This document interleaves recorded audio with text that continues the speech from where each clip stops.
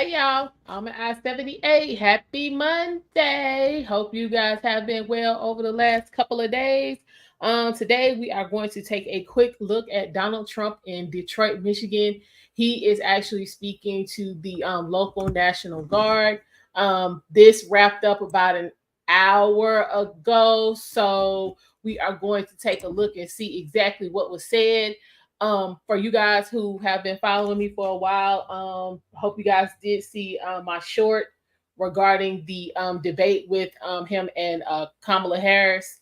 At this point, I'm still trying to confirm, but preliminary information that I have is that she is wanting to pull out of the debate because she does not want what we would call hot mics, which means hot mics, which means that even when you're not speaking, your mic is still open to hear anything that may be said. Also, the issue of sitting down, that was something that was agreed to previously, but now she's wanting to backtrack and use that as a reason to not participate in the debate. But as more information becomes available, I will make that known to you guys. So, like I said, let's take a look and see exactly what Donald Trump has to say and if he has any additional policy information that he is going to drop on us today.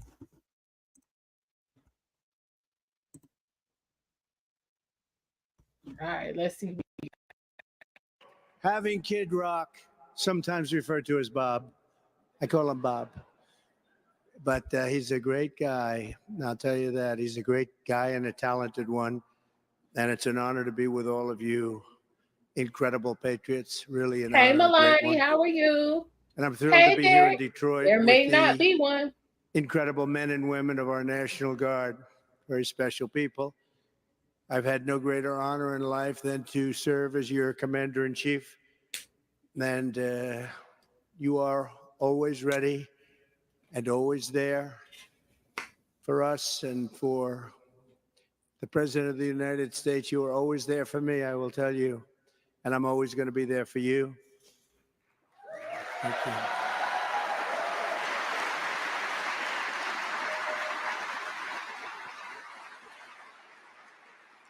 And we're doing very well, as you probably see. And hopefully I can say when I'm back in the White House, I'll get you the support, funding, training, and equipment you need.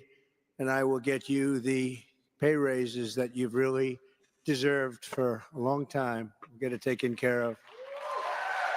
Yeah, you offering money. Hi, Eric. How are you? For a long time. I want to thank the chairman of the National Guard Association of the United States, Major General Jansen Durboyles, and also Vice Chair Major General Jamie Cole. Thank you both. Thank you very much.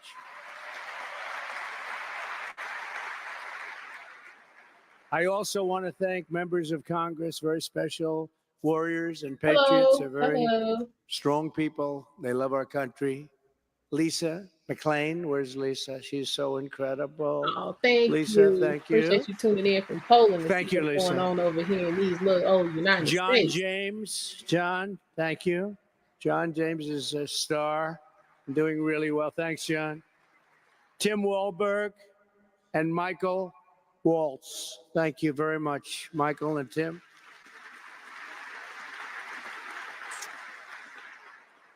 And again, I want to thank Kid Rock for being here. You know, he's really been a great friend of mine for a long time. Each and every one of the Guard members here today inherits the proud spirit of the citizen soldier, running all the way back to the Minutemen who stood against tyranny at Concord Bridge. Has everybody heard of Concord Bridge? Yes, I think so. You carry forward the legacy of Old Hickory Division that earned more medals of honor than any division in the Army in World War I, and the North Dakota Guardsmen who've walked through hellfire at Guadalcanal.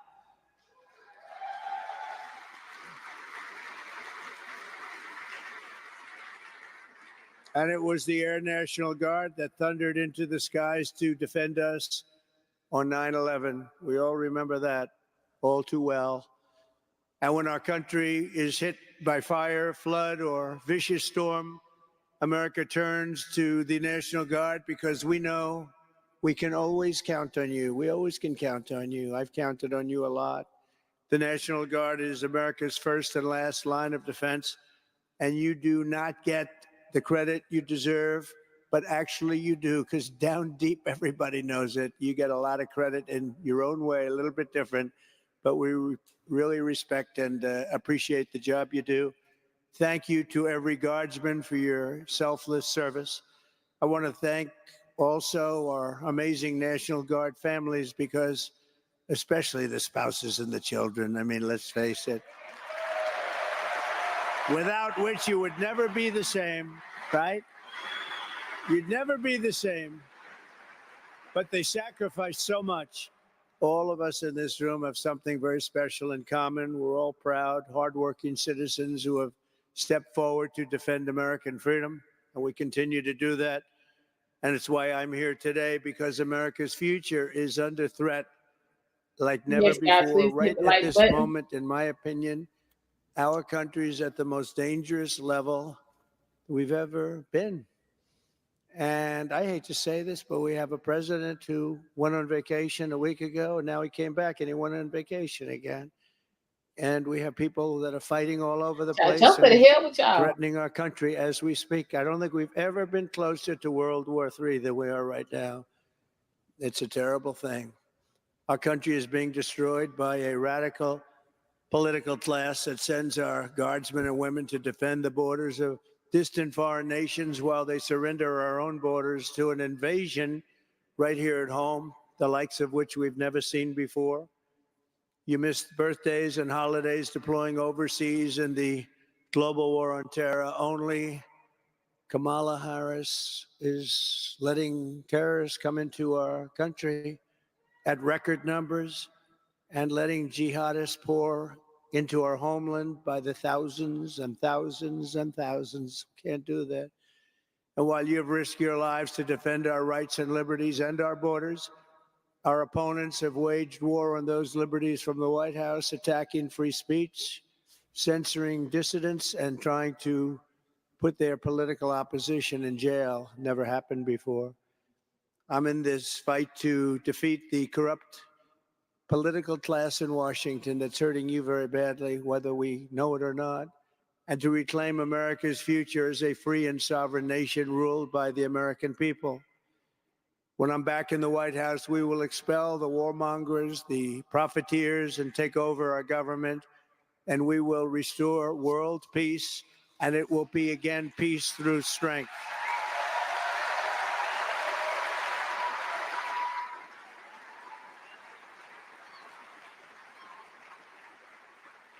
On day one, I will seal the border and I will stop the invasion of millions of people into our country.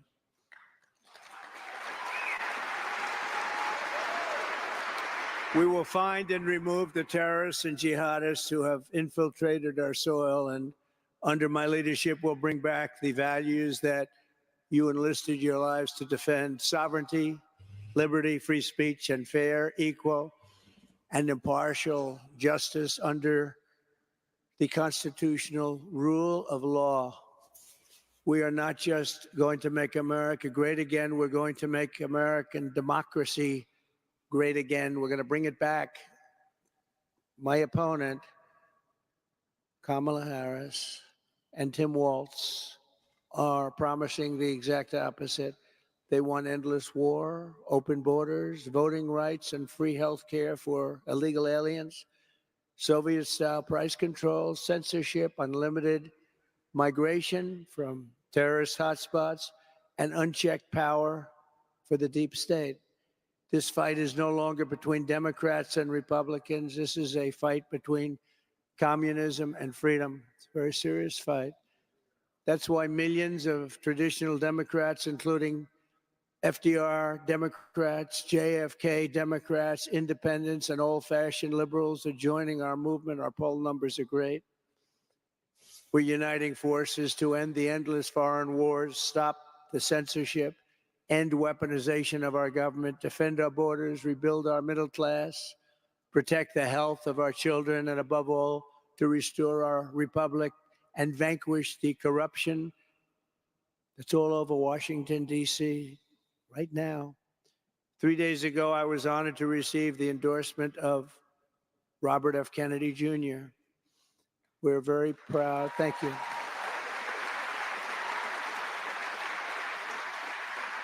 We're very proud to welcome Bobby to our cause. He's really a terrific guy. He's a terrific person, and he's going to do a lot of great things. I have no doubt about it. He's got some very good ideas, some ideas that people weren't listening to. It's turned out to be right.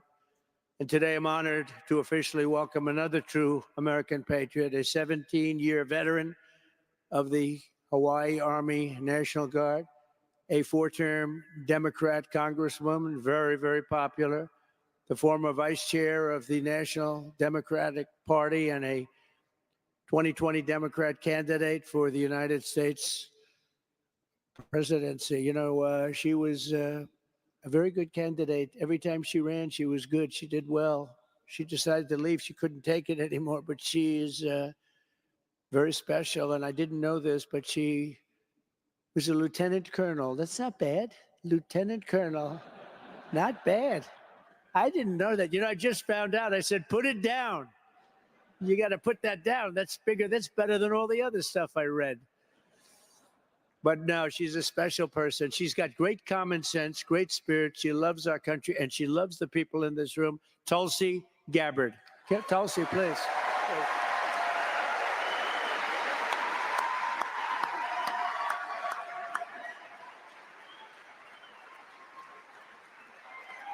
Okay, hold on. I can press pause out. Okay, so I knew this was gonna happen. Um, Tulsi is coming out in support of Trump. Friday just passed. Kennedy came out in support of Trump. We still gonna have a conversation about that. I ain't forgot, y'all. Um, Trump is stacking up some folks. Trump getting his squad together. What effect do y'all think this will have? As far as his campaign, do you think he will seek, ponder, and maybe apply any suggestions from Kennedy and Gabbard? What y'all think? Okay, Nicholas, you got a lot of commentary. You still ain't answered the question. What does her being a public servant all her life have to do with being qualified to be president? And how does that counteract the fact that she's never had a regular or public sector job make her able to relate to the public that she asking to vote for her?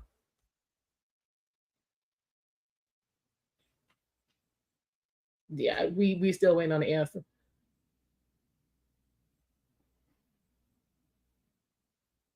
Okay, say, did you see? I saw 2 Republicans that really didn't have any juice in the Republican Party come out and speak at the DNC. I haven't seen any major Republicans come out in support of Harris. So if you have some names, please let us know so we can go back and take a look and educate ourselves. What you say, Eric?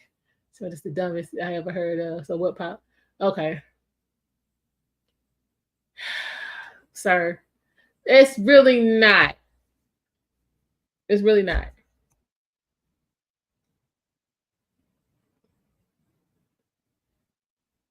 I mean, look, y'all want to come up? Because again, this whole line of thought ain't really making no sense. But at least at least to me, it's not making any sense.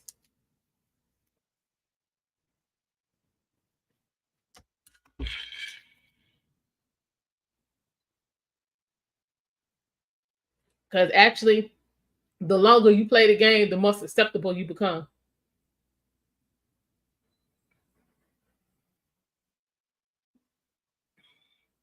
Fox in the hen house. Okay. Could be though. But his his experience. Like I said, we're gonna play the rally because he spoke for quite a while. He spoke for about 45 minutes by himself before Trump even came out. And just the way that he and others who have decided to run for president have been treated by the Democratic Party, there's cause for concern. I'm just going ahead and say it. Like he a whole Kennedy and couldn't get no respect. Whole Kennedy couldn't get no respect. Daddy murdered, red rum while he was trying to run for president, and the man could get no respect from the same party his daddy died for. That's cause for concern. That's all I'm saying. So where there's smoke, there's fire. Something going on.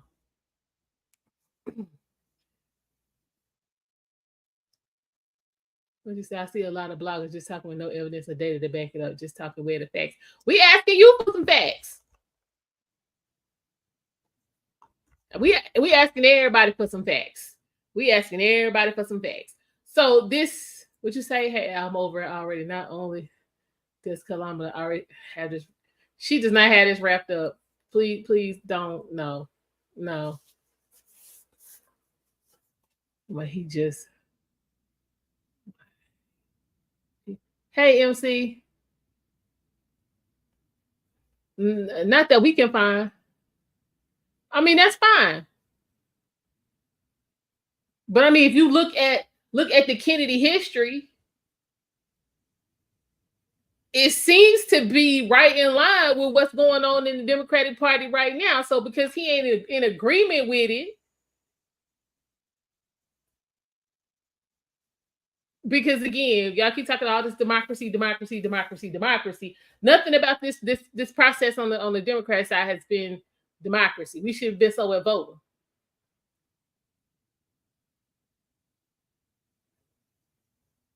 That's what we should have been doing. Because again, in his case, Granddaddy Kennedy bought the presidency for Uncle Jack. Daddy was running somewhat legit and was having problems. We gonna throw Joe out because he ain't doing what we want him to do, and we gonna plug Kamala in, and y'all gonna ride with it. That sound like that sound like granddaddy. That sounds granddaddy philosophy. So that y'all still on the same type of trajectory. Meanwhile, over here on the other side, from what's going on with the Republican Party now, this ain't your granddaddy or your great granddaddy's Republican Party. They moving different, which is why Trump is the spokesman right now. They moving different. They recognize we can't keep doing what we was doing. Meanwhile, on the other side, we still running the same tricks. We just gonna try it in a different manner. So, right, it's better to act than to sit on your hands. But again, okay, well, we're gonna continue on with what's being said. We ain't got too much more to go. We're gonna see what Tulsi got to say. Thank you. Thank you, Mr. President. Aloha. I know we got Hawaii in the house here. There we go. It is a privilege to be here with all of you, my brothers and sisters in uniform, especially on this day of all days. I had the privilege of joining President Trump this morning at Arlington Cemetery, where he joined two Gold Star families and loved ones of Staff Sergeant Hoover and Sergeant G, both of whom were two of the 13 killed in the Abbey Gate attack 3 years ago today in Kabul. And I can tell you, as we were there, as he laid a wreath at the tomb of the unknown soldier, joining these Marines' loved ones, I felt the sorrow that he shared with them in their loss. I felt and saw his sincere appreciation for these servicemen and women who paid the ultimate price, and their loved ones who continue to grieve to this day. This is personal for me, as I know it is for so many of you here. This is real. It's not just words. I first deployed to Iraq in 2005 with the Hawaii Army National Guard as a member of Charlie Med. What credible pose, Al?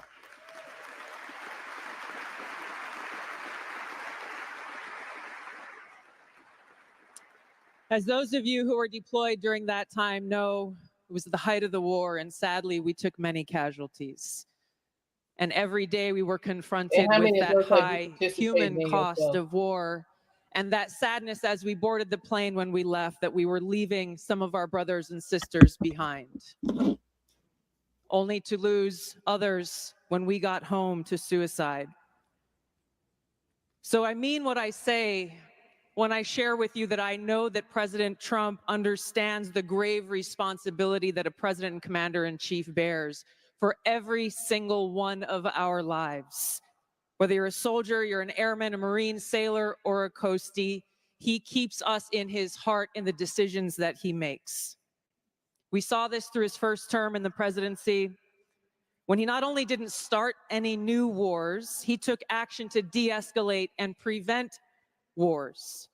He exercised the courage that we expect from our commander-in-chief in exhausting all measures of diplomacy, having the courage to meet with adversaries, dictators, allies, and partners alike in the pursuit of peace, seeing war as a last resort. The truth is, as we head towards our decision as a country in November, the same cannot be said about Kamala Harris. In fact, the opposite is true, and we're living through this reality today as this administration has us facing multiple wars on multiple fronts and regions around the world, and closer to the brink of nuclear war than we ever have been before.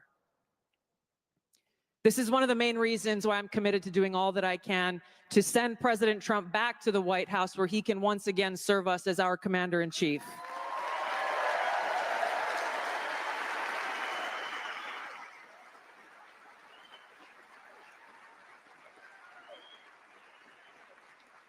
Because I am confident that his first task will be to do the work to walk us back from the brink of war. We cannot be prosperous unless we are at peace.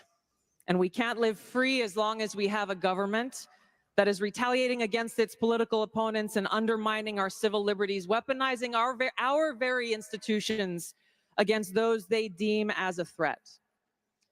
Kamala Harris has done this over the last 3.5 years. She won't hesitate to continue that if she is elected as president. President Trump has been their first and foremost target in this because they don't want us as voters to even have the option to vote for him.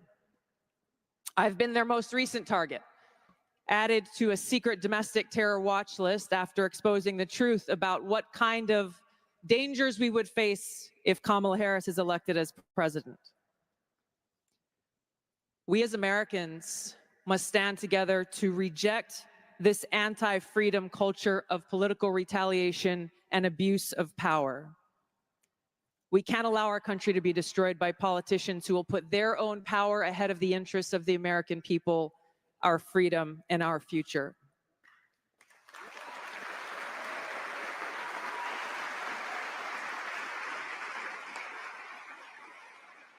I am proud to stand here before you today, whether you're a Democrat, a Republican, or an independent. If you love our country, as I do, if you cherish peace and freedom as we do, I invite you to join me in doing all that we can to save our country and elect President Donald J. Trump and send him back to the White House to do the tough work of saving our country and serving the people. Thank you very much. Thank you very much, Mr. President. Okay. All right. Oh, hey, big sis. Thank you for the super stick. I appreciate it. Okay, I see your message, Eric, about coming up after the speech. Yeah, because I got a couple of questions, and hopefully you can help me out.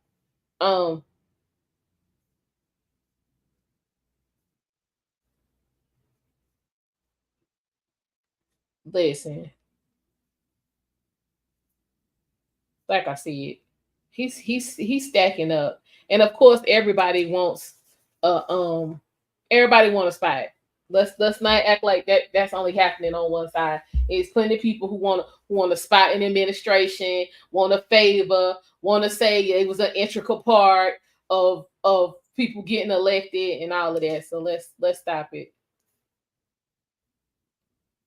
Let's stop it, because now back in 2020, when she decided she was gonna run for president and didn't make it, she didn't come out in support of Trump. So apparently a lot has happened between then and now to make her want to do that.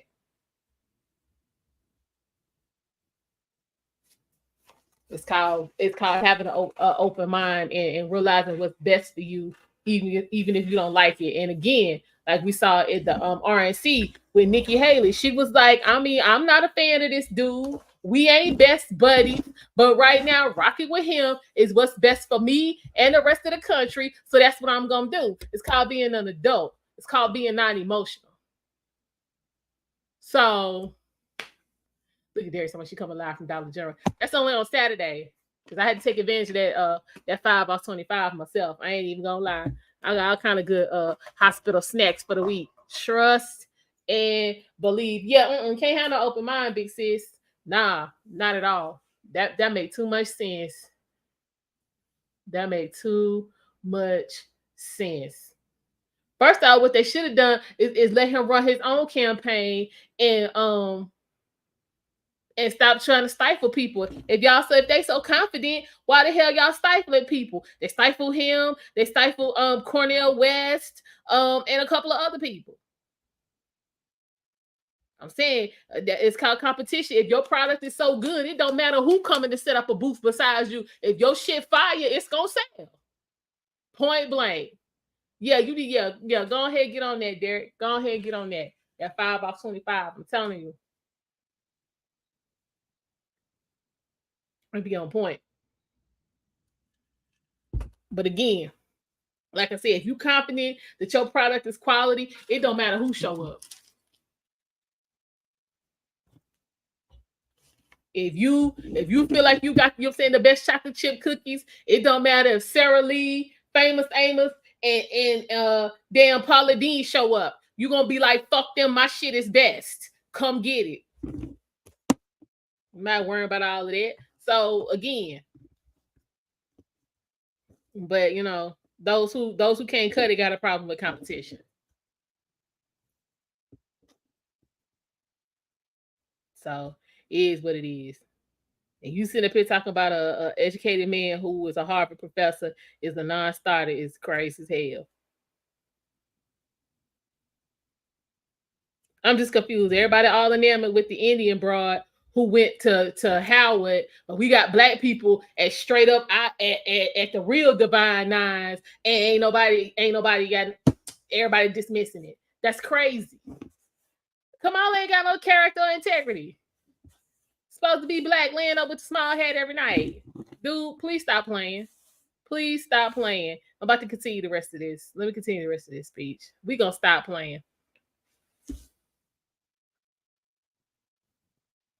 Ooh, child, y'all might want to leave them alone. Let's roll. So again, because you support it, don't mean you gotta like it. It's like eating carrots when you know it's gonna, you'll be able to see if you eat these carrots. Well, thank you, Tulsi. I heard that might happen, but I wasn't sure, and it happened. Yeah, go live. She's really an amazing person. So I look forward to working with Tulsi and everybody in this room, actually. And as Tulsi mentioned early this morning, Tulsi and I were at Arlington National Cemetery with the families of service members who lost their lives in the catastrophic withdrawal from Afghanistan. Not that we withdrew, but the way they did it. We were going to do it with dignity and strength. We were in the process of getting out. We would have never given up Bagram, one of the biggest air bases in the world, 1 hour away from where China makes its nuclear weapons. We gave it up. We gave them everything. China took it over. China now occupies it. Can you imagine? The longest, most powerful runways, I think, 8 feet of concrete down, and we gave it all up. Spent billions and billions of dollars years ago building it, 1 hour away, and we're gone. And now China occupies it. Today marks the 3-year anniversary of the terrorist attack at Abigate. Now, we say Hold on, I got a Abigate. question A because lot of I people. don't know, so I'm asking. Okay, so today's the 3-year anniversary, and Trump went today. Has he gone the other 2 years? To their grave sites? I'm asking because I don't know. So if anybody know, please put that in the chat. I would love to know if he's, visited their grave sites every year. People don't know what that means. It means Afghanistan, that left 13 American service members dead, dozens more badly wounded, and many innocent civilians also killed and injured, hundreds of people killed. Never been anything like it. It's the wrong base. Shouldn't have taken the soldiers out first. Should have taken the soldiers out last. That's where you'd want to be. They took the soldiers out first, and they had a field day at our expense and our reputation. We will never forget those brave warriors who made the supreme sacrifice for our country. They will live in our hearts forever.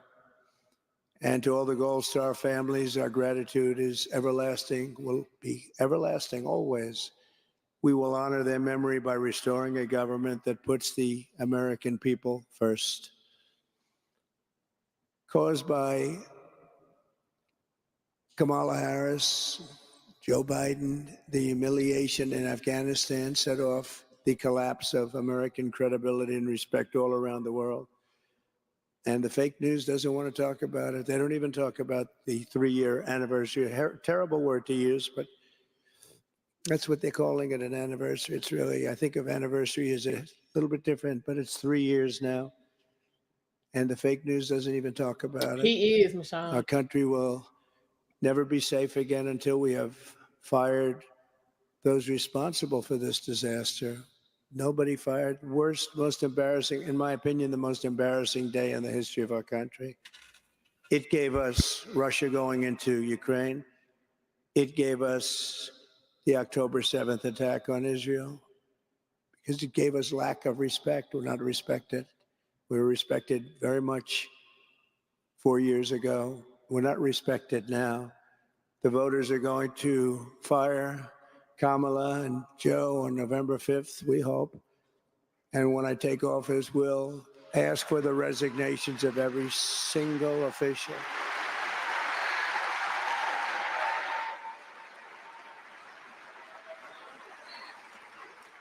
We'll get the resignations of every single senior official who touched the Afghanistan calamity to be on my desk at noon on Inauguration Day. You know, you have to fire people. You have to fire people when they do a bad job. We never fire anybody. No, he know about firing people. You got to fire them. Like on The Apprentice, you fired, you did a lousy job.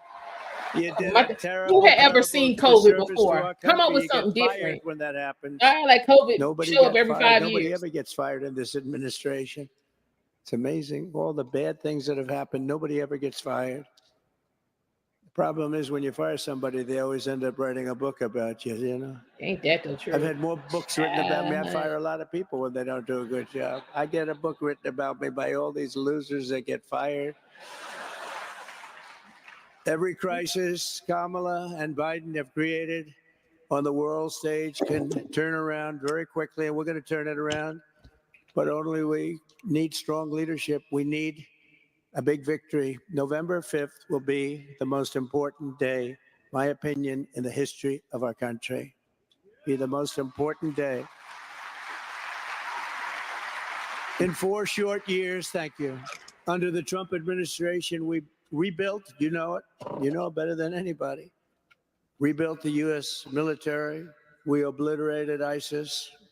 So ISIS was going to take 5 years. Sir, I don't know if you're going to be able to do it in 5 years. 5 years. We have those beautiful jets for $150 million apiece, and they have knives and rifles. I don't understand why. You know, I traveled. You know that. I traveled to Iraq. Late at night, I got in. I traveled. They said, sir, would you do us a favor? What? Close your windows. We're turning off the lights. We're getting ready to land in Iraq at a great base in Iraq. And I went because I wanted to see why we're not winning against ISIS. We've been fighting them for 20 years. And I was told by my Washington, D.C. generals that it will take 5 years. 5 years, sir. I said, I don't get it. And I went there and I met real generals. And you know the story. You probably heard the story, but I had one in particular, Raisin Cane. I said, Raisin Cane, your name's Raisin? Yes, sir. They call me Raisin Cane. What's your first name, Dan? He said, but they call me Raisin, sir. So your name's Raisin Cane? Yes. I love you. This is what I'm looking for. I'm looking for Raisin Cane. And anyway, we sat down and we had a meeting. He said, would you like to rest? No, I don't need resting. Unlike other people that we know, we don't need to rest. He'd rest and then leave. There'd be no meeting. It's just, let's go now. I said, how do we beat these guys, sir? We can do it quickly. They said, no, they say it's going to take a long time. How can you do it? 4 weeks, sir. What? We can do it in 4 weeks, sir. They didn't use our resources. They wanted to be politically correct. They didn't fly out of areas where they thought the country may be a little angry at us, even though we support those countries. And we can do it in 4 weeks, sir. Well, what are you going to do? We're going to have auxiliary airports for, military ports. You know all about them. Sort of portables, I think he called them, but they're out in the desert all over the place. We want to use them, and we'll use here. But they wanted to fly from here. And it's a long distance, sir. By the time we got there, we had to come back. I said, so what would you do? He said, well, I'd leave from 7 places, and we'll hit them from the left, we'll hit them from the right, and we'll hit them underneath and on top. We'll hit them so much they won't know what the hell is happening, sir. In 4 weeks, we'll do it, sir. 4 weeks. They said 5 years. 4 weeks is all we need, sir. And that's what it took. Can you believe it? I said, Hey, go Danny. ahead.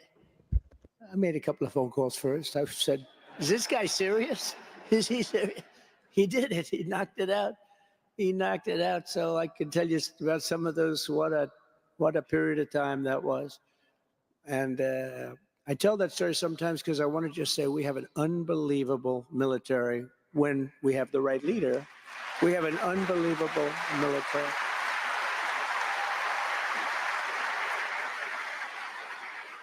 Really true. And they're not going woke. Maybe a few people on top are woke, but those guys, they'll never be woke. They could be put in a room and preached to for the rest of their lives, and they won't go woke. And we know them. I saw them. I saw them, what they did. I saw what they did, and I saw what they did with ISIS. We knocked out 100% quickly of the ISIS caliphate because we decided to fight.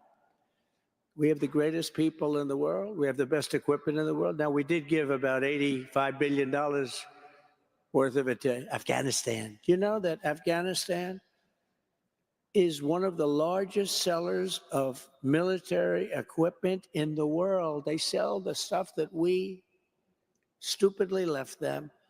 We left them $85 billion worth of brand new tanks and planes and even goggles. They didn't fight at night. You know why? They couldn't see. Now they can fight at night. It's not even believable how stupid these people were to allow this to happen to our country. And we became a laughingstock all over the world. And we buried 13 soldiers. They never mentioned the 45 soldiers that just were so badly hurt, obliterated, legs, arms, face. They don't mention. We left Americans behind. We left all of that equipment behind. And if we would have left from Bagram, where you have hundreds of acres, as opposed to a small little airport in the middle of the city, where everybody just came in and it was a mess, you wouldn't have had any of the problems. But you should have, again, taken the military out last. If I asked a 5-year-old child, what do you think? Here's the facts. Give him 1 minute would you take the military out first or last? Sir, I take the military out last, of course. But our guys didn't do that. But I just, it's embarrassing to even talk about it. And I wasn't there. You had another group there, but it's a very big embarrassment because I love the country. I want our country to be respected. And we lost a lot of respect at that moment. And it was so easy. It was so easy because we were getting out, but we were getting out with strength and dignity. Think of it. 18 months, not one soldier was killed under mine. And I spoke to Abdul. I told Abdul, you can't do that. Can't do it. It's going to be bad, Abdul. And he said, Your Excellency, but why do you send me a picture of my house? Oh, did I send that to you? I didn't. Did I send you a picture? Did I send you a picture? I don't remember that, Abdul. But and honestly, he was fine. 18 months, not one, they were knocking out our soldiers one by one, especially under Obama, Barack Hussein Obama. They were knocking out our soldiers one by one, snipers. We didn't have one soldier killed, even shot at, in 18 months. And then these guys took over, and big lack of respect. But they had a lot of respect for us during that period. Think of that. Isn't that amazing? Not one soldier was shot at, let alone killed. Nobody killed. But I'm proud to be the first president in decades who started no new wars. And the reason I started no new wars is they respected the people in this room. True. You don't want to have wars. I ended wars. I could have been like in a mess like you have right now. You have every place. The whole world is blowing up. You can have World War III if something doesn't happen fast. And that's going to be a world war like no others because of nuclear power and other power that's out there. But we had no wars. Very proud of that. I finished a couple of wars, and I got troops out between Turkey. If you take a look, Turkey and Syria, remember we had 5,000 soldiers in between two armies. And I took them out. I said, wait a minute. I called a couple of generals. I said, how do 5,000 soldiers do when you have one army of 400,000 people, another army of 300,000 people, and they're in the middle? Can they do well? They say, it's not going to be good, sir. I say, get them the hell out of there. That border's been there for 2,000 years. They've been fighting over it. The fake news back there, they hit me hard. They said, he removed. You know what happened? Nothing. They just kept it the way it's been for 2,000 years under different names and saved a lot of lives. Would have been bad, but I did a lot of that. And I was very good at using a telephone. We didn't have to send soldiers and kill everybody, although we had some of that too, that with Russia, where they came at us. I said, can't do that. Came at us again. I said, you can't do that. They came at us the third time, and you know what happened? A lot of people don't talk about it, but they know about it. And they learn not to play around with us. They learn that because, again, we are the best. But we're not going to be the best for long if it keeps going like it is right now. Before I even arrive at the Oval Office, shortly after I win the presidency, I will have the horrible war between Russia and Ukraine settled. I'll get it settled very fast. I don't want you guys going over there. He keeps saying it. I don't want you going over there. And I'm the only candidate in this race who can make this promise. I will prevent, this is for the spouses, I will prevent World War III. Nobody else is going to prevent it. You're going to end up in World War III. Look at what's going on right now with Ukraine. They're surging into Russia. Okay? You're going to end up in World War III. And it's going to be a bad one. When I'm president, America will be respected again, respected like never before. They were respected 4 years ago. Trump camp. It's just Viktor Orban from Hungary, Prime Minister. Like He's known as a very tough leader, tough man, good man, but a tough man, one of the toughest in Europe. What we know to be the case. And they asked him, a little while ago, why is it that the whole world is blowing up? He says, because President Trump isn't the president of the United States. If he were the president of the United States, none of this stuff would be happening right now. None of it at all. And I believe that's true. That's true.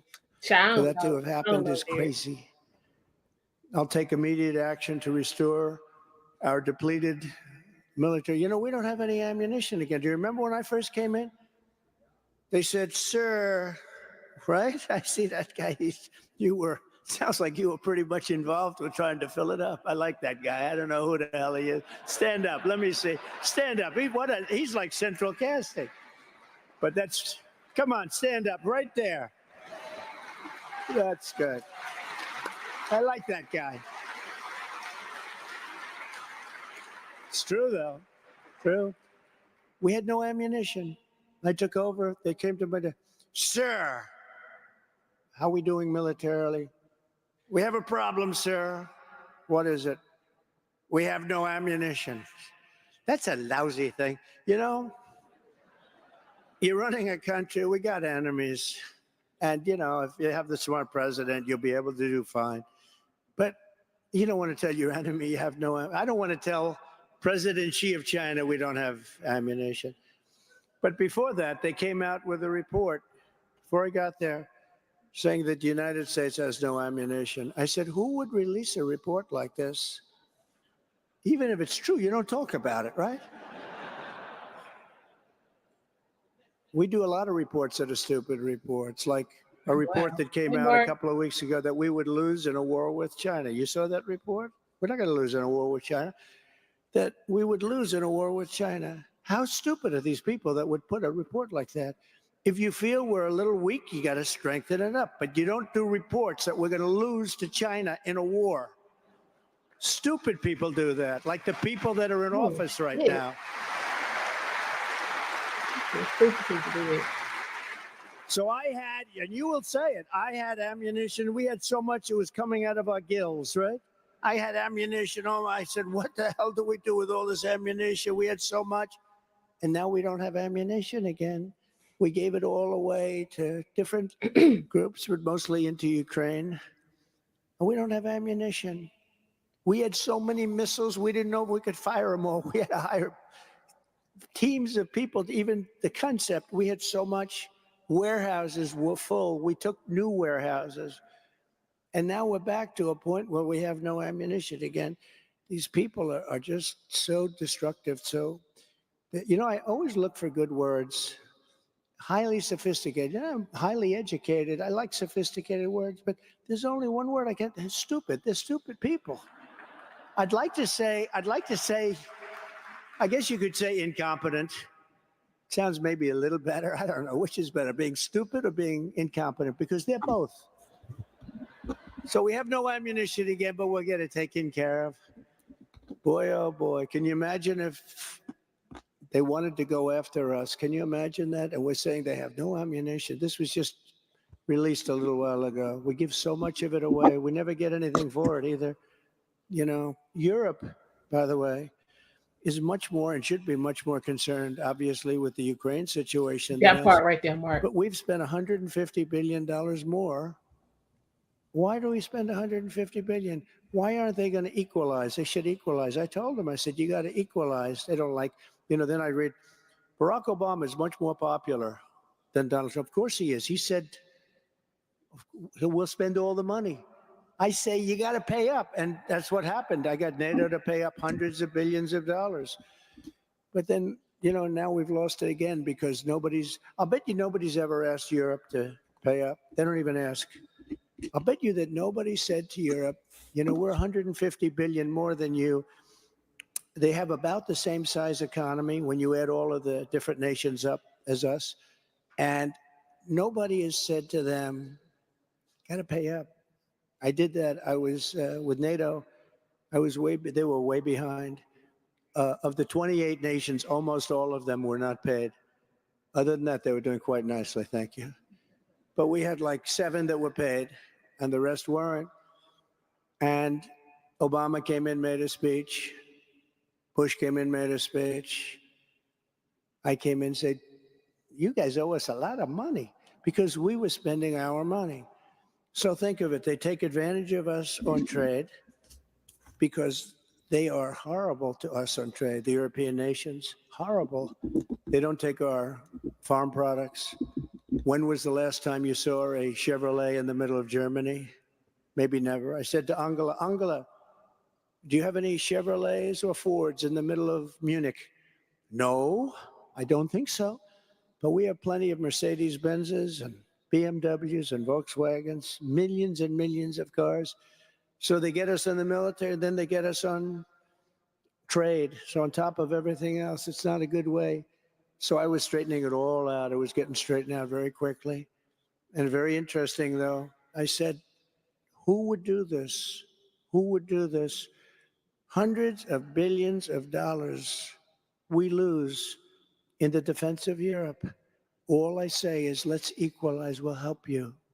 But you owe us $150 billion. And during one meeting, I remember NATO, one of the heads of one of the countries, I won't embarrass him by saying which one, but we had 28 countries gathered around the table. It was sort of a semi-secret meeting, which nothing's secret in this world, but some of the press didn't want to report it because it was a good story. But one of the leaders stood up and said, so does that mean he wasn't paid? He owed us Thank you billions. for stopping. Does that mean if we I don't pay appreciate you, you're not going to defend us against Russia? I said, that's what it means. Are you saying you're delinquent? Well, I don't know about that word. That's a real estate word. Very simple word. It means you're not paid. You're saying you're delinquent. Yes, let's say we're delinquent. Will you defend us? I said, absolutely not. I took so much heat from the fake news media. Now, if I said, yes, I will defend you, they're not going to pay. What happened is hundreds of billions of dollars came pouring in because I said that. Hundreds of billions of dollars came pouring in. And they have money, but this should not be happening. This mess that's going on over there now is very dangerous, and it shouldn't be happening. I'm the one that got them the money. Literally hundreds of billions of dollars came right in. Guys that were not paying for years, but other presidents never even asked them for the money. They'd make a speech and leave. I was getting ready to make a speech. I said, let me see some statements. I looked at them and said, nobody's paying. We paid for everybody. We were keeping it solvent. One of my proudest achievements in my first term was to create Space Force, the first new branch of the armed forces in over 70 years. It's a big deal. Hey, friend. Now that Space Force is up and running, I agree with your leadership. You want this very badly, but I agree that the time has come to create a Space National Guard as the primary combat reserve of the U.S. Space Force. Yeah, make a legal attorney action happen. Very good.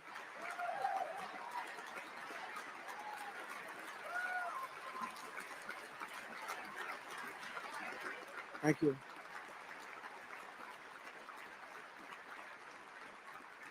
Thank you.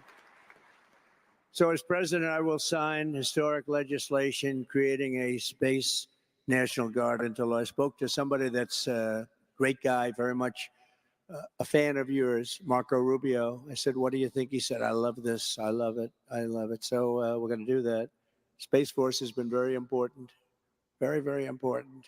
When I did that, the other people came in, they wanted to end it, and they were just hammered because people realized how important. We were getting just destroyed in space, and now we're leading. We are leading with all of the major metrics in space. Russia and China were killing us because we didn't really have a focus on it. And once you did that, we have a focus, and now we're leading in space throughout the armed forces. We will make a historic investment in building a U.S. military for the 21st century, investing heavily in drones, robotics, artificial intelligence, hypersonics. Hypersonics was us. Somebody stole the stuff, and Russia ended up making them. But we're making them now. But Russia ended up making that super speed missiles. They go about 7 times faster than a regular missile, which is quite fast. And we're going to build a great Iron Dome for missile defense around our nation. Other countries have. Israel has it. You know, Ronald Reagan wanted this many years ago, but we didn't have the technology at that point. But now we have the technology, so we're going to do the great Iron Dome, and it's all going to be built in our country. We're going to build it right here.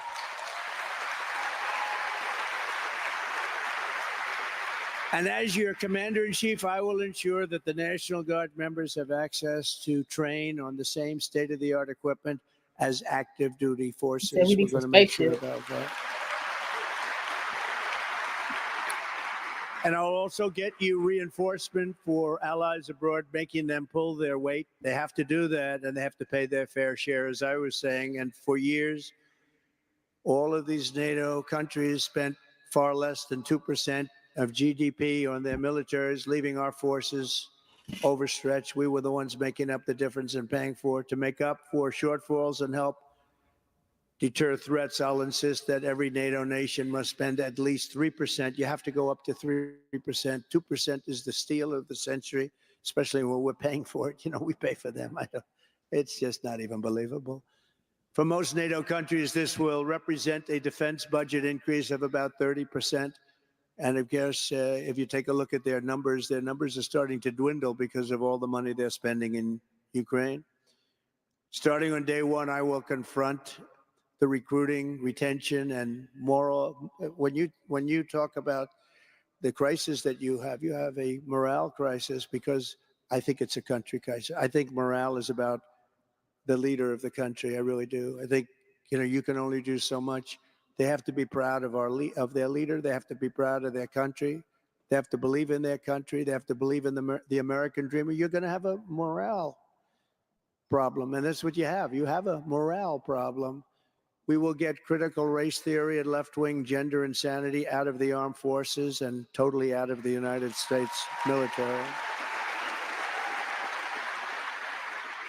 And we'll take care of our amazing veterans better than anybody. In my first term, I gave the VA choice and made it permanent. You know, VA choice, where you don't have a doctor, you go outside. I mean, people were waiting for 4 months, for 5 months. You people probably know it. You have friends that know it very well. They go in for something that was not a big deal and that end up being terminally ill because they couldn't get to see a doctor.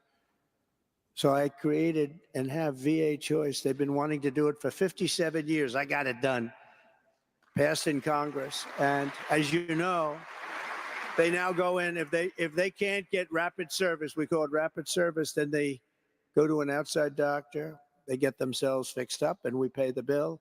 And it's been great. It's been great. But I understand that Biden wants to terminate it. He wants to go back to the old system where you wait for 9 months and then you die. It's not even believable. No, they want to terminate it. Now, after this speech, they won't. You know, every time I come in and say what really bad things, they end up, like I said, no tax on tips. It caught on like crazy. No tax on tips. This doesn't affect you guys. You're not big for tips, okay? You don't need tips. But there are a lot of people that no tax on tips is a big deal. And I said, no tax on tips. I went 2-3 months. All of a sudden, she's making a speech. And they were just the opposite. They were going after tip income, which is pretty hard to go after, in all fairness. And she's making a speech. She goes, oh, and by the way, no tax on tips.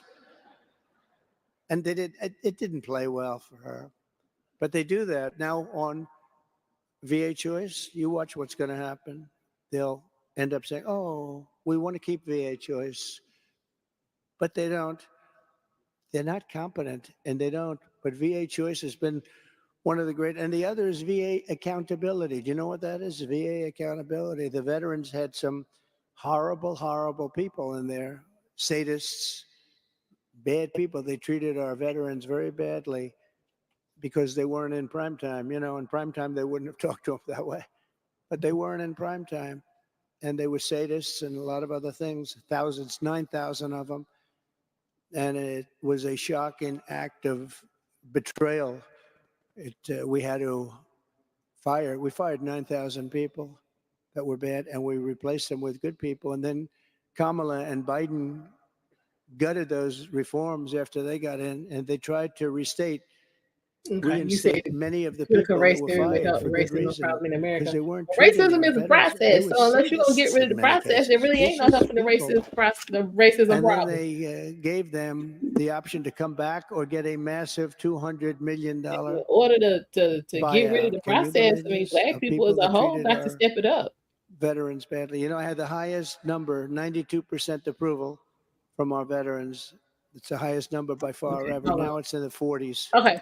Well, my thing is okay, because I can pretty much say, you know what I'm saying? We all got your European education shoved down our throat, but my parents and they parents, and you know what I'm saying, the parents of the people I grew up around, we went to school just to verify the shit our parents told us. We didn't go to school to learn nothing. We went there to verify the shit our parents told us to see if it was true or if it was feasible. So I mean, we got to stop relying on other people to educate us. Educate yourself. Like we don't use the metric system here in America, but my parents taught me the metric system.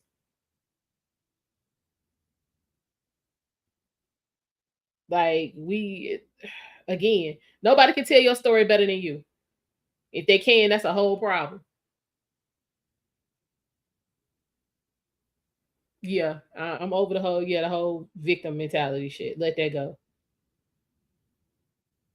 Because we listen to it when we feel like it's gonna benefit us.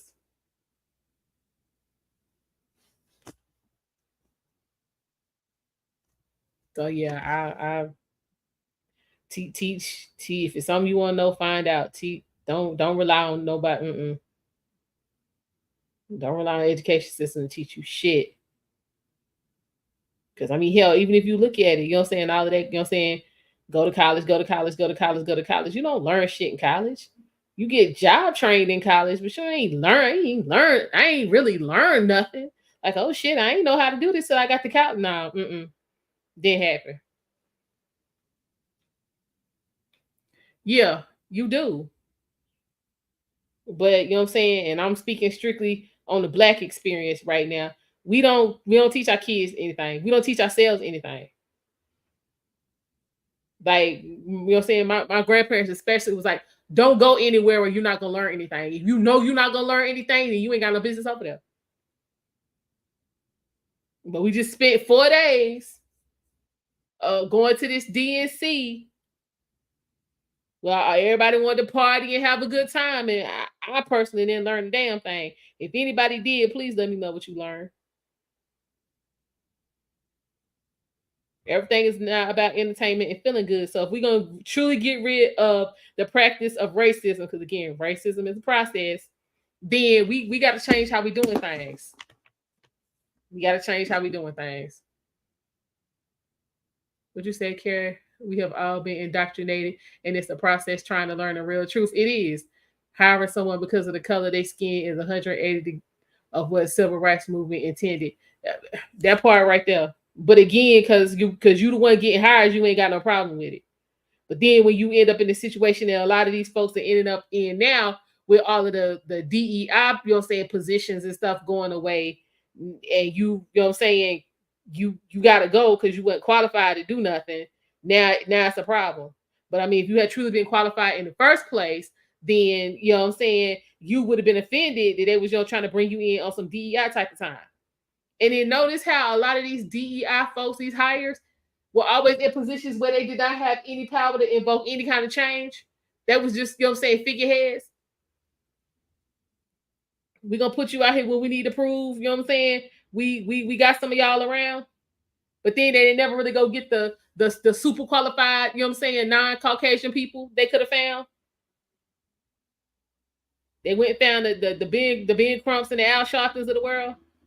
They stuck their ass in there instead of going to get the damn, you know what I'm saying, the damn real educated ass people, folks who know how to get some stuff done. It was never that going on.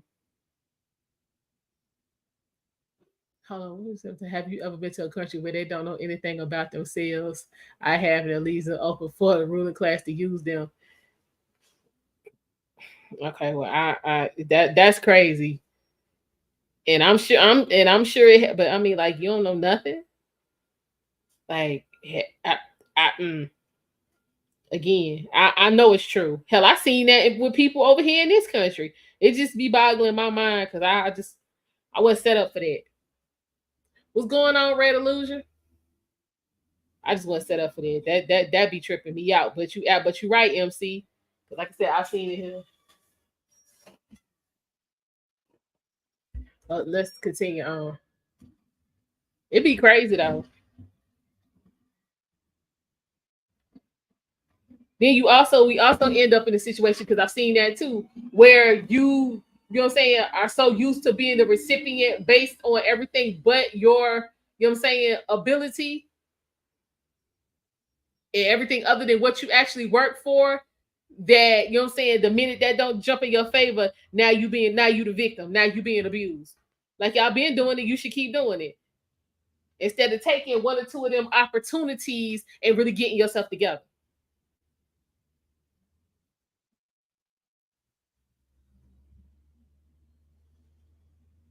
Where's the I'm gonna be quiet.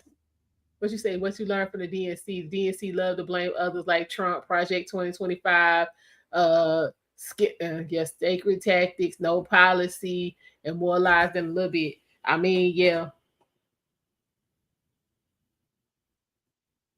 I'll give you that. I mean, yeah, because they said that man's name over 1,000 times. I'm like, y'all really had some time. Y'all had time to talk about him. Talk about what you was gonna do. I'll tell you the only one that I saw out of them 4 nights who was anywhere close to the truth was Bill Clinton. Because if you go back and listen to what that man said, he got up there and told y'all he wasn't feeling it. And he was there because he really had no choices. He wanted that check. But in retrospect, it really wasn't even worth all of that. So he was like, I mean, vote your conscience. Is basically what the man said. He was like, I'm not feeling it. This ain't really, you know what I'm saying, what we supposed to be about is a party. You know what I'm saying? The tide done changed. Bill got up there and told the truth about the situation. We're going to finish this on up. I don't think he got too much more to say. And it didn't take long to get there, but we had 92% approval rate from our veterans. Upon my inauguration, we will take the sadists that Kamala Harris let in and escort them from the VA hospitals and get them the hell out of our federal buildings and away from our great men and women. Because those who mistreat our veterans will not be protected. They will be terminated. We're going to terminate them. We're going to get them out. Can't believe we have to do it. It's like I have to say it a second time. Under Kamala Harris, American veterans are treated worse by far than illegal aliens. Illegal aliens are treated. You ever see them? They stay in hotels. We have veterans sleeping on the street, and inside luxury hotels, you have people that came into our country, many from prisons, many from mental institutions, many terrorists, and they are treated better than our veterans. They don't care about our veterans. As borders are, Kamala has spent over $1 billion of taxpayer money to house illegal aliens and foreign migrants in some of the most expensive housing and hotels anywhere in the country. Meanwhile, more than 41,000 homeless American veterans are living in squalor on our streets. I mean, I hope you people are going to remember this, because it's terrible. What's going on is terrible. You know, we become the Republican, I call it the party of common sense. We want to have strong borders. We want to have fair elections. Like, it'd be nice. We do. We want all of that. You know what, Mark? If you go back, Clinton did 2 things in his speech.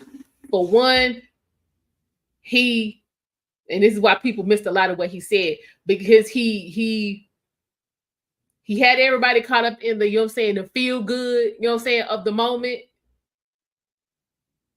But then he slipped that truth in. So for those of us who wasn't caught all up in the moment, we gonna feel good and all of this, and everybody's waiting for Beyonce and all that kind of bullshit, and was really listening to what Bill had to say, we caught the fact that he wasn't feeling not a damn minute of any of that.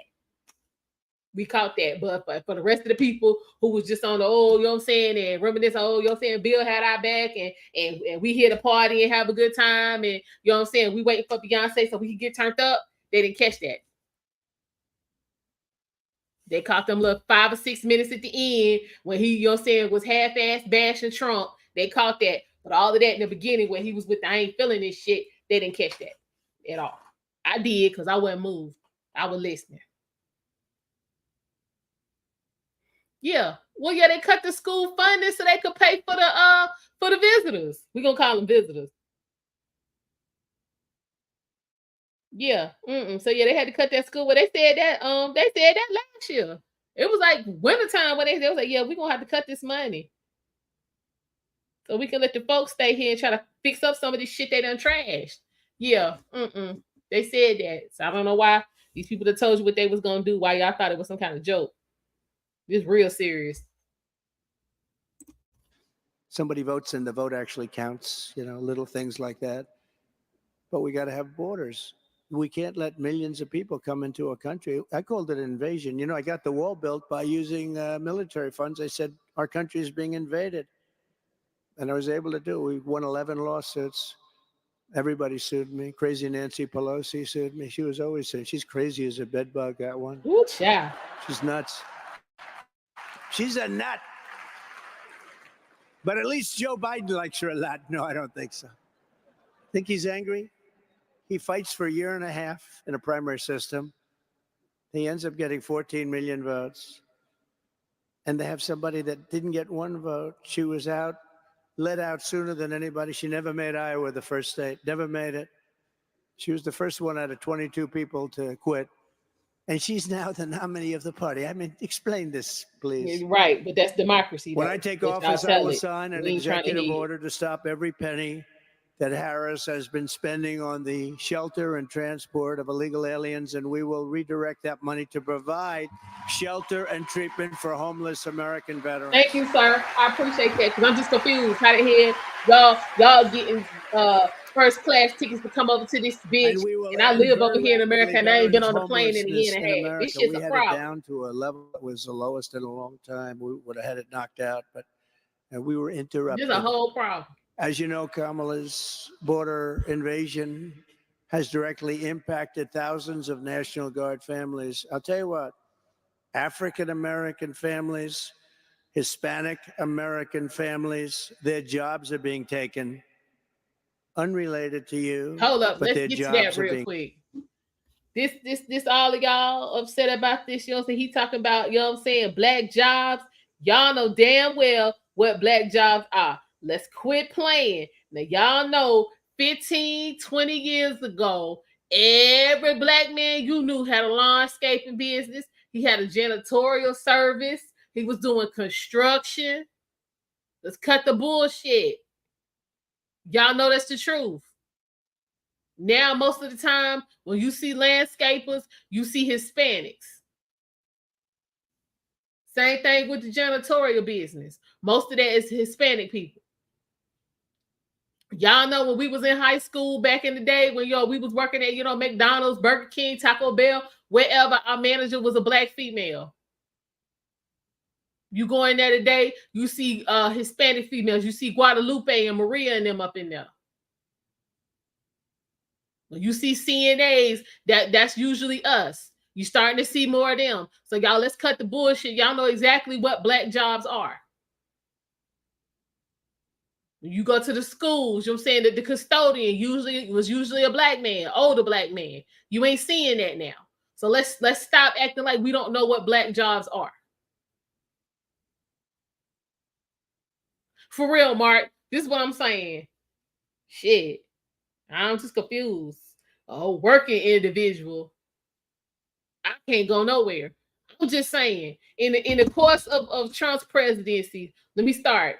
Let me see. Okay, when he took office, I was unemployed.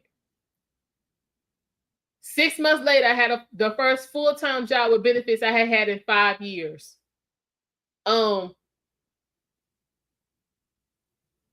In his time in office, I went to, let me see, because that was 2017.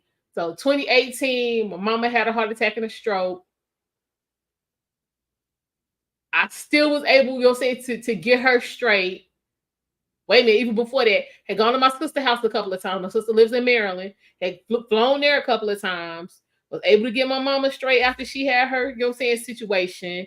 Was stick. That was in May. Was still able to go to Cabo for a week and a half for my birthday in August. Then turned around and went to the Dominican at the end of September. I went to the fair. That was still in state.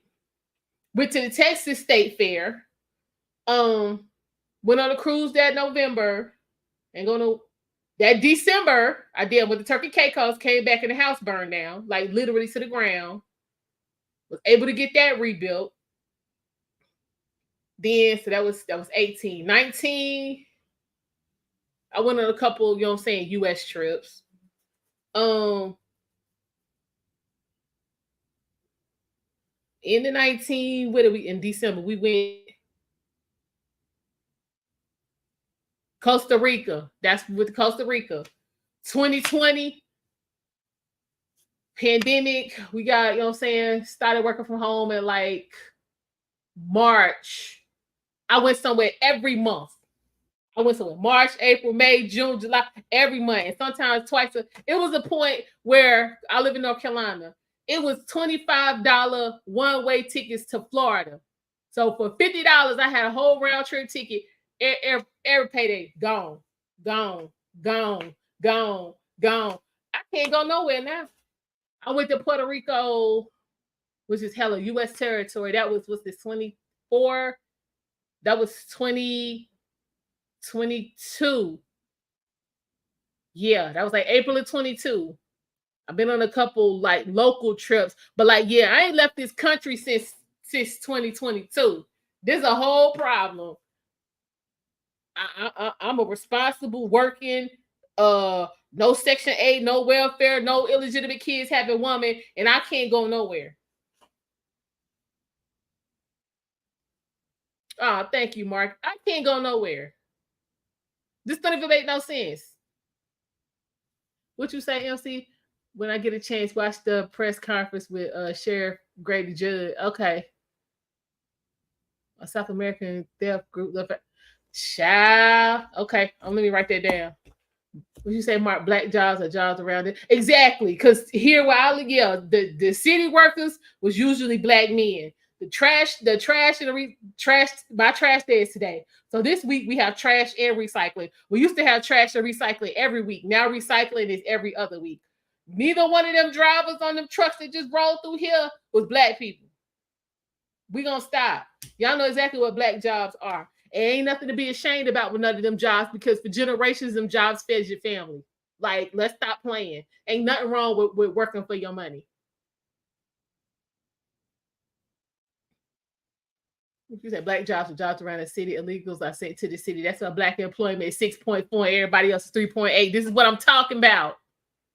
You say you got a chart sheet when Trump was in and Biden on how the economy. This is what I'm talking about. This is what I'm saying. I'm just glad I refinanced my house at 2.6. Brother get ready to go on a second tour trying to have a baby. He's approved at 7.8. Woo! Woo! This is what I'm talking about. This is crazy. It's here on YouTube. Even confirms that illegals fly around the country for free. They do. We've seen the video. That's the messed up part. I might have to do a video on that, MC. Yeah, I remember when he was like, yeah, we going to Venezuela and bring the people back. I said, you finna do what? We ain't got time. We ain't got no money for that. Yeah, Joe. Yeah. So of course you don't have to come across the border. You coming in through ports of entry, aka the fucking airport. You ain't got to sneak no more. Just get on Delta. They're the number one that's bringing them over here. Delta. Southwest wasn't feeling it. They be running through Texas. They ain't like, no, we can't be bringing them over here. Delta and American. Fast as they can get them over here. Anybody trying to hear all that?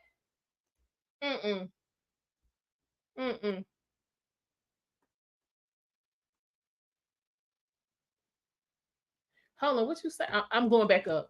38 and thought Clinton was a great president. My biggest gripe is who he married.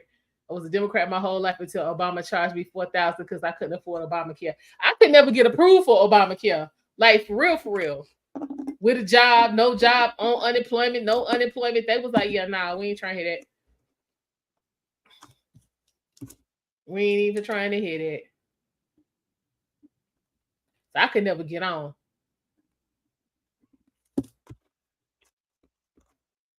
Okay, let's see what else going on. Being taken, what's happening at our border, and she's in charge. And now she sort of said, well, I wasn't really involved too much with the border. I wasn't involved.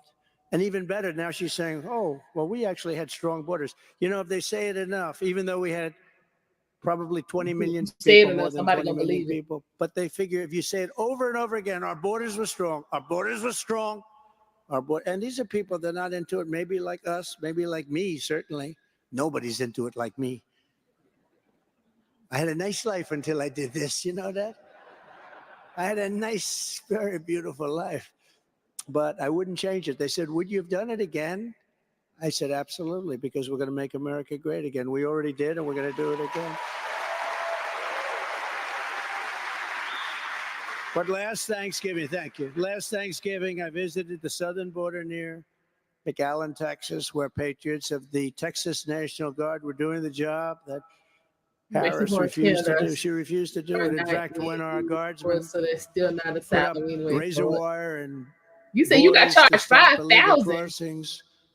Wow. Joe Biden, Crooked Joe, sued to take those defenses down. You know that, right?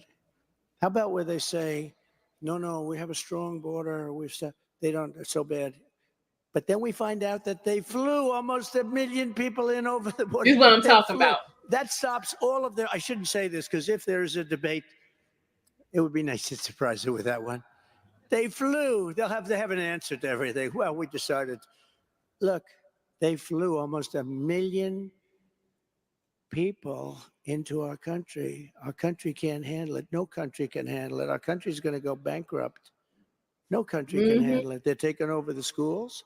They're taking over the hospitals. They're taking over everything. And they're getting jobs that were taken by other people that are not too happy. But think of it. They flew almost right. 1 million instead of worrying people about their jobs, because he said they was black jobs. Because they were saying about how strong the border. But then they say, well, what about the 1 million people you flew? They have no answer for that one yet, but they'll come up with one. They always have an answer. I want to salute every Guard member who has deployed as part of Operation Lone Star to defend America from her migrant invasion. It's what it is, including those from Texas, Florida, Georgia, Ohio, Idaho, Iowa, Oklahoma, North Dakota, South Dakota, Arkansas, Louisiana, Missouri, or don't bring their ass over here. I love Missouri. I want me one too, Brian. They do say it that way. Never quite warehouse work. That, that's another one. Because I won by 25 points, so I say it that way. Like y'all don't understand this. Utah, Tennessee, Montana, Nebraska, Indiana, and New Hampshire. Every one of them. I want to thank them all. Thank them all. And do not lose hope, because a few months from now, you're once again going to have a commander-in-chief who defends the sovereign borders of the United States above all else. We have to. And together we'll stop the human traffickers, which are horrible. They traffic in women mostly, and children, but women mostly. And who buying them? Sick-ass folk over here in the United States. So we're going to try this again. It's big business. Going to be bigger than the drug business, they think. The internet has caused a problem. You know, you think of it almost as an ancient crime, right? Human trafficking. Who would imagine?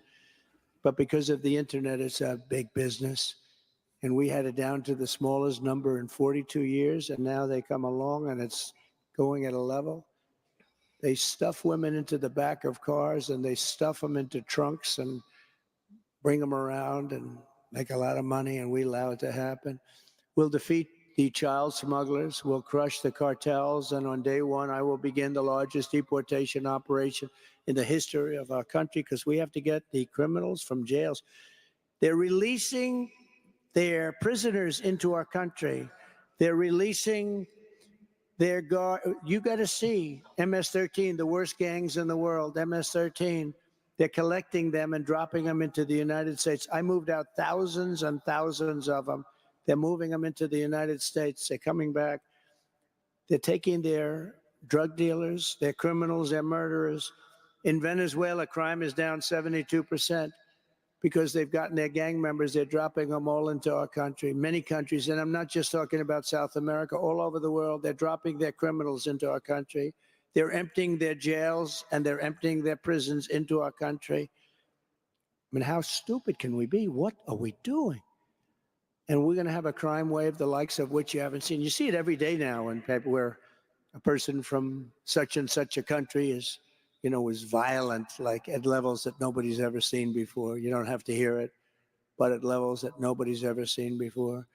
But what it is doing is it's making these countries, and I'm not blaming them. If you can get away with it, I'd be doing it. If I were the president of such an, I would have done better than them. My prisons would be totally empty. They're emptying their prisons. They're taking their worst people. They're taking their murderers, drug dealers. They're dropping them. They're taking them and busing them into the United States and dropping them. And they're saying, if you come back, we're going to kill you. And these people aren't worried about being killed. They're tough. This is a tough group of people. And we've got them. And nothing good is going to come out of that. And that includes a lot of terrorists. Your choice in this election is between a president who will always have your back and a radical liberal who will never, ever, ever have your back, whether you like it or not. In 2020, when the left-wing mobs came from all over to burn our cities to the ground, Kamala stood with the looters and rioters and raised money to bail out violent criminals all over the jails of Minnesota. She came with money to bail them out. Kamala's running mate, his nickname is Tampon, Tim, but I wouldn't say that because this group is a little more low-key than the ones I'm used to speaking before. Tampon, Tim, Waltz, he wanted to think of this. He signed a bill mandating that every boy's bathroom has tampons in it. I don't think that's good. It's not good. He ignored the pleas of the mayor and the police chief to deploy the National Guard in Minneapolis and said, you're not highly trained soldiers, you're 19-year-olds who cook. That's what he said. You're 19-year-olds who cook. That's a pretty famous statement. As president, I stood with the National Guard as you saved Minneapolis, saved Kenosha, and saved Washington, D.C. I saved them. If I didn't override what they wanted to do and what tradition is, those places we would have lost every monument in Washington. They came into Washington and they were very rambunctious. They liked to pull the statues down, some of these beautiful statues. And then they hit Abraham Lincoln. I said, all right, that's the end of that. And I found there was a bill from the early 1900s. We don't do bills like that anymore. This said, if you touch government property, statues, monuments of any kind, you will serve 10 years with no probation, no early getting out. You go to jail for 10 years. Very simple. It was beautifully stated. It was like one paragraph. And it had dust on it. It was dusty. Nobody used it because we wouldn't do that because we become very soft. They only go after political opponents. They don't do anything like murderers. Those guys are safe. Drug dealers, no problem. But political opponents, they go after. So this was in very bad. It was a very old bill. I had a news conference, and they were all over. They wanted to take down the Thomas Jefferson, the Jefferson Memorial. They wanted to take it down. They were heading that way. They were actually heading that way. We had them all stopped, but they were heading that way. They have something to do with the And I went out to a No, news that was conference. I Mercedes announced that anybody had that touches any of our monuments or statues the union goes to votes. jail for 10 years. Nah, what's Everybody going on with left that? Washington, D.C. I was very lonely. They all left. I watched them. I watched their asses from the back. That's all I could see is thousands of asses. And that stopped. We got to stop. We got to stop quickly. They all left immediately, and they haven't come back. Although the other day you see them starting to do it again. They're taking the spray paint and they're spraying those gorgeous limestone tigers and all of the different things. When you spray limestone, you'll see it in 100 years from now because it's a very porous stone. and they were spraying the hell out of it. They were burning the American flag. I want to get a law passed. Everyone tells me, "Oh, sir, it's very hard." You burn an American flag, you go to jail for 1 year. Got to do it. We got to do it. They say it's not constitutional. They say, "Sir, that's unconstitutional." We'll make it constitutional. We're going to make it constitutional. But you burn an American flag, you go to jail for 1 year. That was terrible. What happened at the convention in Chicago? They're burning American flags all over the place, and the fake news doesn't want to show it. I will proudly stand with you in defense of law and order. And we're going to have 4 great years in the White House. We're going to make our country very special again. I know your commitment. I know your character in conclusion. And I know your courage. As president, I saw it every year during natural disaster and national emergency. And just a few weeks ago, we saw it in the moments after an evil assassin tried to take my life. That sucker was moving fast. So, wow. Glad I got down quickly. But it was quite a time. It was quite a thing. Who would think? But that day, a member of the Pennsylvania Air National Guard was in the second row watching as the bullets flew, when the shots rang out and hit a great patriot, Corey. We know now Corey by his first name, Corey. The Pennsylvania Guardsman did not shy away. He did not run for cover. He ran toward the gunshots, took off his tie to use as a tourniquet, and cradled Corey's head in his hands, and it was a tough scene. Corey died, as you know. 2 other people were hit very badly, were supposed to die, and the Oh, okay. doctors up there did a phenomenal job. Yeah, They're yeah, don't living and nobody they're want to be doing bothered with all of okay. that. Listen, if I'm And interested although in he power, tragically could I'm not not trying to be revive hearing about Corey, a he no did what electricity. every guardsman Like, here would have done. stick to the gas and And let's move it on. was a tough thing he did, to be honest. I saw that. It was a tough thing he did. Tremendous courage. Not only the bullets, I mean, just the fact he was holding this guy who really got hit. He really got hit. But he gave his all, and he was very proud to do it. America is blessed to have such extraordinary patriots, as are all of the people in this room.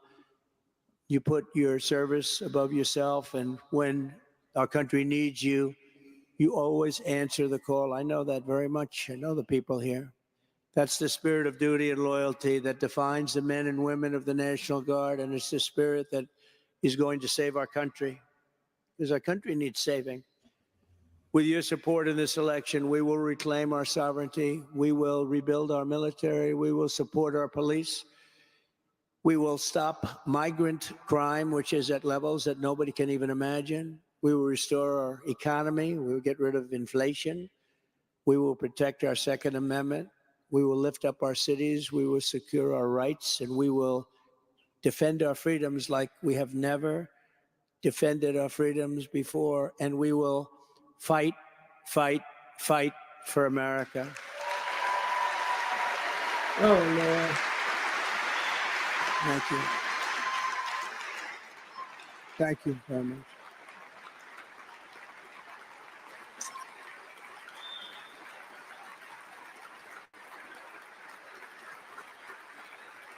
Thank you very much.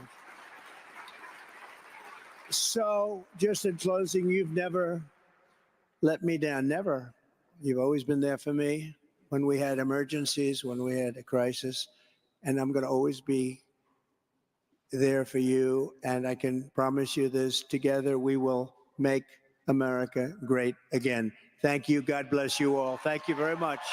God bless you all. Thank you. Thank you, man. Thank you. All right.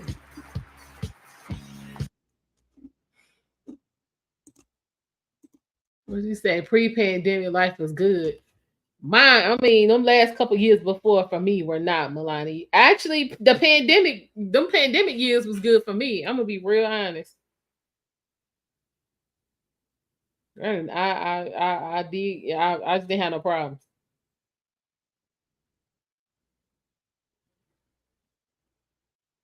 I just didn't have no trouble. During the pandemic, I was never out of anything because I already, had my stuff stocked up in the first place. When you really buy groceries and cook and all of that, then you're not really ever out of anything. Um, like toilet paper, Lysol, bleach, soap, all that kind of stuff. Like I already had all of that. So I was never out. Anyway, if I needed something, I couldn't find it, I knew how to make it. Like everybody was flipping out over hand sanitizer. I knew how to make that. I paid attention in chemistry class. So had to dig back and do a little research and figured out how to make rubbing alcohol. I knew how to take Listerine and turn that into, disinfectant. Like I just didn't have no trouble. I saw everybody who I wanted to see, or I talked to them on the phone. We could whatever we need to do to communicate. So I was never on some I'm alone type of time.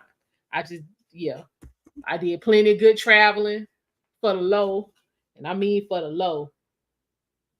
So them pandemic years was good for me. I take them back quick.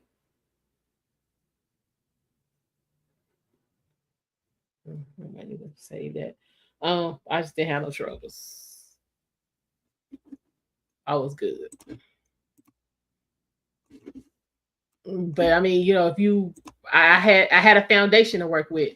So if you say with somebody who didn't pretty much, and I had a lot of co-workers who was going through that. They have no foundation. Family wasn't really hitting on nothing, or they was beefing. Just it's all they had a hard time. You say you worked 70 hours a week during COVID, and we had a hiring freeze. Yeah, some folks, was getting their money and stuff together. Like, I get it. But the messed up part is like all the progress that I made during the pandemic, Joe wiped that away. It's gone.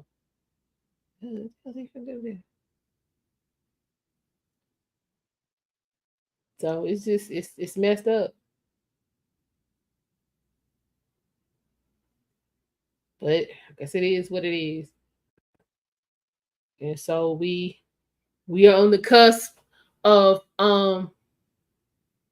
getting ready to vote for the next president. So we are getting ready to step into the next chapter. So it's up to us to make that chapter, do what we can now to make sure that this next chapter is going to be the best chapter. And with that, I am going to leave y'all for a little while. I will be back later on this evening. So please make sure that you have your notifications on so that you don't miss anything. And we will be back tomorrow.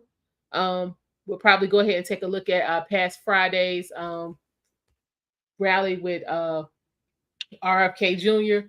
But like I said, I will be back tonight. So you guys take care. And I do appreciate you stopping by. And I will see y'all later.